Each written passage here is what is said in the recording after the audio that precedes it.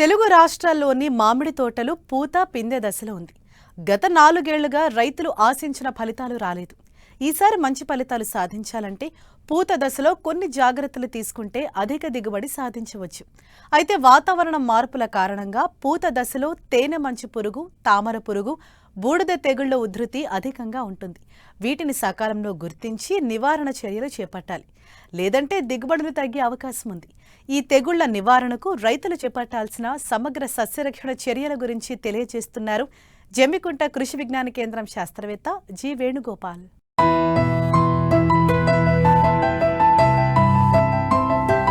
వేసవి కాలం వచ్చిందంటే చాలు అందరికీ మామిడి పళ్ళు గుర్తొస్తాయి. సీజన్లో ప్రతి వ్యక్తి కనీసం 2-3 మామిడి పళ్ళు తినకుండా ఉండలేరు.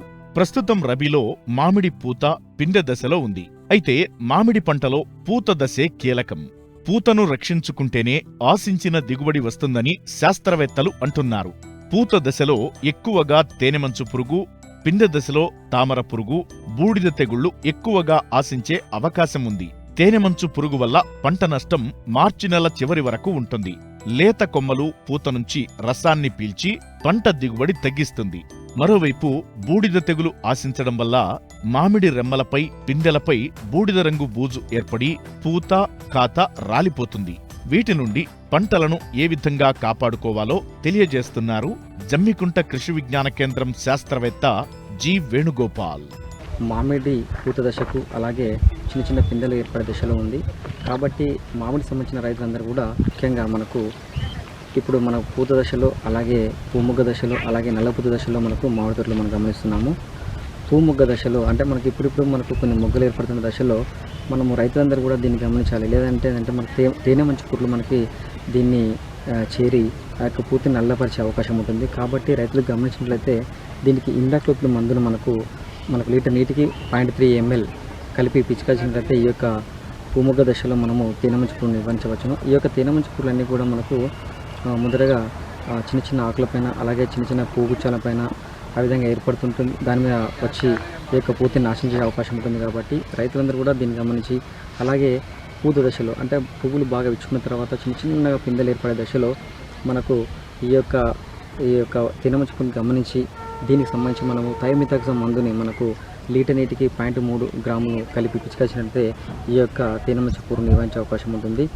అలాగే ఈ యొక్క తేనెమంచు పురుగు నివారణ మనం తీసుకున్నట్లయితే నివారణ లోపం జరిగినట్లయితే ఈ యొక్క పువ్వుగుచ్చం మొత్తం కూడా నల్లబరిపోయి మాడిపోయి రాలిపోయే అవకాశం ఉంటుంది. దీని ద్వారా ఏంటంటే మనకు 20-30% మనకు దిగుబడి తగ్గే అవకాశం ఉంటుంది. అంటే పిందెలు ఎక్కువ ఏర్పడకుండా ఈ యొక్క పువ్వుగుచ్చం మొత్తం కూడా రాలిపోయే విధంగా ఉంటుంది. అదేవిధంగా మనకు బఠానీ సైజులో ఉన్నప్పుడు కూడా ఈ యొక్క తేనెమంచు పురుగులు చేరి ఈ యొక్క కాయలపైన చిన్న చిన్న గీతలు గీయడం, అలా తూకడం ద్వారా ఈ యొక్క పిందెలు కూడా రాలే అవకాశం ఉంటుంది. కాబట్టి రైతులందరూ దీన్ని గమనించుకొని తేనెమంచు పురుగుల్ని ఎప్పటికప్పుడు గమనించుకొని ఈ యొక్క ఇమిడాక్లోపిడ్ మందుని, అలాగే ఫిప్రోనిల్ మందు కూడా మన మార్కెట్లో అందుబాటులో ఉంటుంది. ఇది లీటర్కి వచ్చేసి 2 ml కలిపి పిచికాల్సినట్లయితే ఈ యొక్క తేనెమంచు పురుగులను నివారించవచ్చును. అలాగే మనము దీనితో పాటుగా తామర పురుగులు కూడా మనము యొక్క మామిడి తోటలో మనం గమనిస్తూ ఉంటాము. ఇవి ఎక్కువగా మనకు బఠానీ గింజ సైజులో ఉంటే కాయలపైన ఎక్కువ చేరి మనకు గీకడం ద్వారా మనకు కాయ యొక్క నాణ్యత దెబ్బతింటుంది.